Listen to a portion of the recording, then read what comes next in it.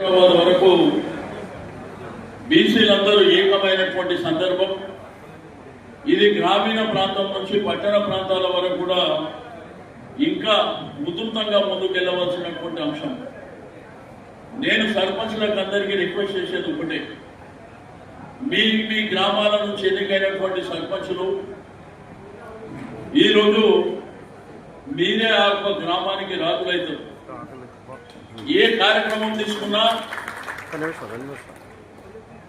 ఎవరి పర్మిషన్ అక్కర్లేకుండా మీకే భారత రాజ్యాంగం ఈరోజు డాక్టర్ బాబాసాహెబ్ బిఆర్ అంబేద్కర్ గారు రాసినటువంటి రాజ్యాంగం ప్రకారం మన గ్రామాలకు నిధులు వస్తాయి.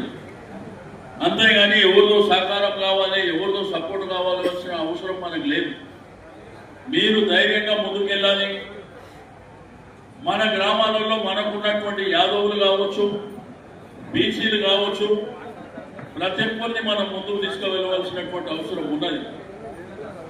ఈరోజు మీకు అందరికీ తెలుసు, రాజకీయ వ్యవస్థ అంతా బస్సుపట్టిపోయింది.